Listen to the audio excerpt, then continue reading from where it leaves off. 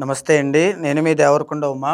December 15వ తారీఖు దగ్గర నుంచి 30వ తారీఖు దాకా నడిచేటువంటి గ్రహ సంచారం ఆధారంగా ఏ రాశుల వాళ్ళకి ఏ విధంగా ఉండబోతోంది. ఎందుకు అని అంటే డిసెంబర్ 5వ తారీఖున గురువు అనేటువంటి ఆయన మారిన తర్వాత చాలా రాశుల వాళ్ళకి రాజయోగం పట్టడం, కొన్ని రాశుల వాళ్ళకి ఇబ్బందులు అనేటువంటివి, మరికొన్ని రాశుల వాళ్ళకి మిశ్రమంగా కనపడడం అనేటువంటిది జరిగింది. అయితే ఇదే కాకుండా ముఖ్యమైన గ్రహాల్లో రవి, కుజులు వీళ్ళు కూడా డిసెంబర్ మాసంలో ట్రాన్సిట్ అయ్యారండి. 7వ తారీఖున కుజగ్రహ సంచారం ఆల్రెడీ ట్రాన్సిట్ అయ్యింది.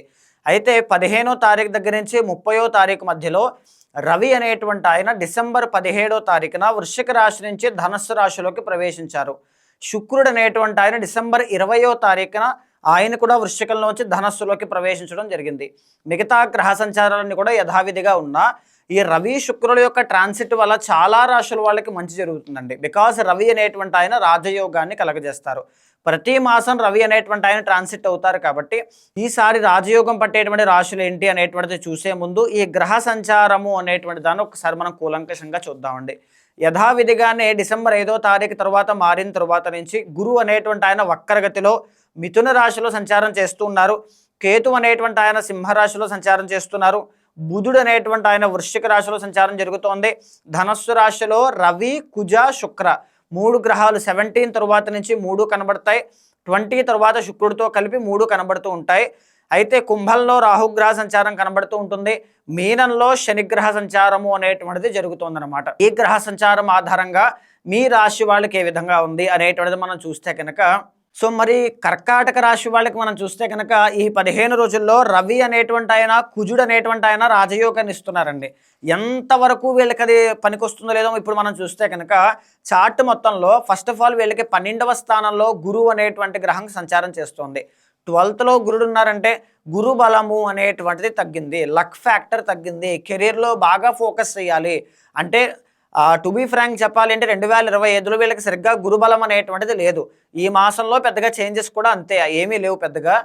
కానీ ఖర్చులు విపరీతంగా పెరిగిపోతూ ఉంటాయి. శుభకార్యాలకు కానీ, ఇంట్లో వాళ్ళకి కానీ, బయట వాళ్ళకి కానీ ఏదో ఒక విధంగా డబ్బులు అనేటువంటివి ఖర్చు అవ్వడం, ఆల్రెడీ చేసినటువంటి అప్పు తీర్చడానికి బాగా ఖర్చు పెట్టడం కానీ, ప్రెస్టేజ్కి వెళ్ళిపోయి డబ్బులు ఖర్చు పెట్టాల్సిన అవసరం రావడం కానీ ఇలాంటివి జరుగుతూ ఉంటాయి.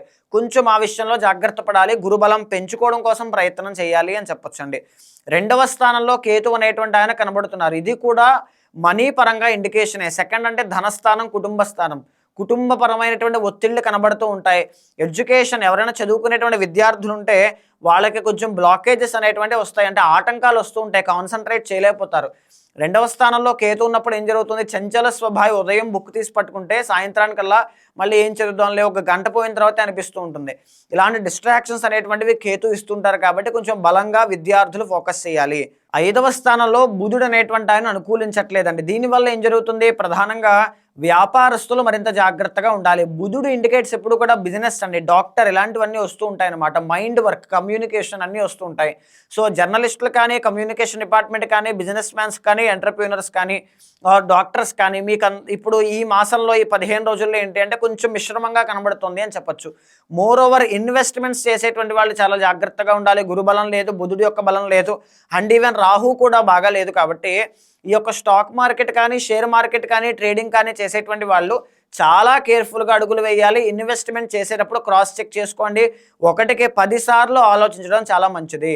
అయితే బాగా కలిసి వచ్చేటువంటి గ్రహాలైన 6వ స్థానంలో రవి, కుజుల్ని మనం చూస్తే కనుక 6వ స్థానంలో రవి అనేటువంటి ఆయన అనుకూలిస్తున్నారు. సెకండ్ లార్డ్ యోగించడము అంటే ఆకస్మిక ధన ప్రాప్తి అనేటువంటిది కలుగుతుంది. ఎప్పుడు డిసెంబర్ 17th దగ్గర నుంచి ఈ యోగం మీకు స్టార్ట్ అవుతుంది. ఖచ్చితంగా జీతం పెరగడం కానీ, ఉద్యోగంలో ప్రమోషన్లు రావడం కానీ, మీరు చేసిన పనికి మీకు మంచి సన్మానాలు జరగడం కానీ, పొగడ్తలు రావడం కానీ ఇలాంటివి జరుగుతూ ఉంటాయి. 6వ స్థానంలో రవి అనుకూలిస్తున్నారంటే రాజకీయ నాయకులకి చాలా బాగుంటుంది, మంచి పేరు ప్రఖ్యాతులు వస్తాయి, గౌరవ మర్యాదలు పెరుగుతూ ఉంటాయి, హెల్త్ ఇష్యూస్ అనేటువంటివి సార్ట్అవుట్ అవుతాయి, శత్రు బాధల నుంచి బయటకు వస్తారు. ఇవన్నీ కూడా చాలా బాగున్నాయి. 6వ స్థానంలోనే కుజగ్రహ సంచారం కూడా అనుకూలిస్తోంది. 5th అండ్ 10th లార్డ్ అండి. మీ కెరీర్లో గ్రోత్ అనేటువంటిది ఇవ్వడానికి కుజుడు సిద్ధంగా ఉన్నాడు అని చెప్పొచ్చు. ఈవెన్ గురుబలం లేనప్పటికీ కూడా రవి, కుజులు ఇద్దరు కూడా మీకు రాజయోగాన్ని కలగజేస్తున్నారు. అగ్రెసివ్గా ఖచ్చితంగా మీకు తెలియకుండానే మీ యొక్క పెర్ఫార్మెన్స్ లెవెల్స్ అనేటువంటివి ఇంక్రీజ్ అవుతాయి, మీ కాన్ఫిడెన్స్ లెవెల్స్ అనేటువంటివి ఇంక్రీజ్ అవుతాయి. ఒక నిర్ణయం తీసుకుంటారు, దాంట్లో మీరు వర్క్ చేయడం స్టార్ట్ చేస్తారు, ప్రాక్టికల్లీ దాంట్లో విజయం సాధించడం వల్ల మంచి అభివృద్ధి కనబడుతుంది. ఇంతకు ముందు మీద మీ మీద మీకు కాన్ఫిడెన్స్ అనేటువంటిది ఈ 15 రోజుల్లో ఖచ్చితంగా వస్తుంది. కుజుడు బాగున్నారు అంటే ఖచ్చితంగా ఏదైనా పిల్లలకి సంబంధించినటువంటి సమస్యలు ఏమైనా ఉంటే అవి తొలగిపోతాయి. కెరీర్ గ్రోత్ కనబడుతుంది. కోర్టు పరమైన సమస్యల నుంచి సాల్వ్ అవ్వడం కానీ, ల్యాండ్ డిస్ప్యూట్స్ అన్నీ కూడా సాల్వ్ అవ్వడం కానీ, కలహాలు తగాదాలు ఏమైనా ఉంటే అవన్నీ కూడా సాల్వ్ అవ్వడం కానీ, రియల్ ఎస్టేట్ వ్యాపారస్తులకి కలిసి రావడం కానీ, స్థలాలు వాహనాలు కొనుగోలు చేసేటువంటి యోగం కానీ ఈ 15 రోజులు ఆర్ జనవరి 15 దాకా కూడా అనుకోవచ్చండి. రవి బలం ఉంటుంది కాబట్టి ఖచ్చితంగా మీకు ఆ యోగం పడుతుంది అని చెప్పచ్చు. అయితే 6వ స్థానంలో శుక్రుడు అనేటువంటి ఆయన బాగాలేదు. దీనివల్ల ఫ్యామిలీ లైఫ్ విషయంలో జాగ్రత్తగా ఉండాలి.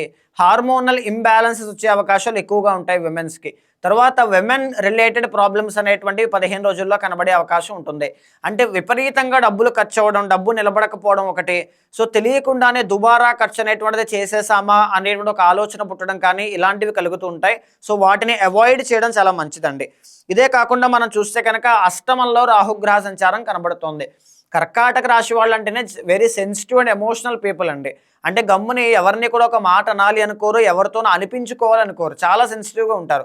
ఎమోషన్స్ అండ్ వాల్యూస్ చాలా ఎక్కువగా ఉంటాయి. అలాంటి వీళ్ళకి అష్టమంలో రాహు ఉన్నారంటే వాళ్ళ ఎక్స్పెక్టేషన్స్కి తగినటువంటి రీచ్ దొరకకపోవడం వల్ల ఒక సాటిస్ఫాక్షన్ లేకపోవడం కానీ, యాంగ్జైటీ కానీ, ఓవర్ థింకింగ్ కానీ, డిస్టర్బెన్సెస్ కానీ, మూడ్ స్వింగ్స్ కానీ విపరీతంగా పెరిగిపోతాయి. ఇది మీరు ఖచ్చితంగా ఫేస్ చేస్తూ ఉంటారు. ఫేస్ చేస్తున్న వాళ్ళు కమెంట్ రూపంలో తెలియజేయండి. అష్టమ రాహు వల్ల యాంగ్జైటీ ఇష్యూస్ కానీ, మానసిక అశాంతి కానీ పెరిగే అవకాశాలు ఎక్కువగా ఉంటాయి. మెడిటేషన్ ప్రాక్టీస్ చేయండి. శ్రీదేవి ఖడ్గమాల స్తోత్రాన్ని చదవండి. దీనివల్ల చాలా బాగుంటుంది. భాగ్యంలో శని అనేటువంటి ఆయన కనబడుతున్నారండి. దీనివల్ల ఏం జరుగుతుంది, ఉద్యోగ అవకాశాలన్నీ కూడా వస్తూ ఉంటాయి. మీరు ఎంతవరకు వాటిని చేజిక్కించుకుంటారనేటువంటిది మీ చేతుల్లో ఉంటుంది. కానీ అవకాశాలు కానీ లేకపోతే చాలా మంచి పరిస్థితులన్నీ కూడా మీకు క్రియేట్ అవుతాయండి ఈ 15 రోజుల్లో. So be ready. ఖచ్చితంగా వాటిని చేజిక్కించుకోవడానికి, మీ పెర్ఫార్మెన్స్ ఇంక్రీజ్ చేసుకోవడానికి బలంగా ప్రయత్నం చేయండి. అష్టమ రాహు ఉన్నారంటే మిమ్మల్ని కాన్ఫిడెన్స్ లెవెల్స్ అన్ని కూడా కిల్ చేస్తూ ఉంటారు, డిస్ట్రాక్షన్స్ ఇస్తూ ఉంటారు. మీకు ఆ స్కిల్ ఉన్నా, పొటెన్షియల్ ఉన్నా మీకు కూడా తెలియకుండా వాటిని కప్పిపుచ్చేటువంటి ప్రయత్నం చేస్తుంటారు. కాబట్టి దుర్గాదేవి యొక్క ఆరాధన చేయండి, చాలా బాగుంటుంది అని చెప్పొచ్చు. సో చూసారు కదండి, మీ యొక్క రాశి వాళ్ళకి ఏ విధంగా ఈ 15 రోజుల్లో కనబడుతుంది అనేటువంటిది. ఇది మనం మాట్లాడుకునే ప్రతిదీ కూడా గోచార అంశం అండి. పర్సనల్ చాట్లో ఇంకా కూలంకషంగా మీరు తెలుసుకోవచ్చు. మీకు ఎప్పుడు వివాహం జరుగుతుంది, ఎప్పుడు సంతానం కలుగుతారు, లేకపోతే జాబ్ ఎప్పుడు వస్తుంది, అదృష్టం టర్నింగ్ పాయింట్ ఎప్పుడు వస్తుంది, ఇవన్నీ కూడా పర్సనల్ చాట్లో కనబడతాయి. అలాంటి వాళ్ళు ఎవరైనా ఉంటే మీకు కింద కనిపించే నెంబర్కి కాల్ చేస్తే మా వాళ్ళు మీకు పూర్తి వివరాలు అందిస్తారు. మీ జాతకాన్ని చూసిన తర్వాత గోచారంతో సమన్వయం చేస్తూ ఏదైనా దోషాలుంటే శాంతి పరిహారములు ఆచరింపచేసి భగవత్ అనుగ్రహం కలిగేలా చేస్తాను.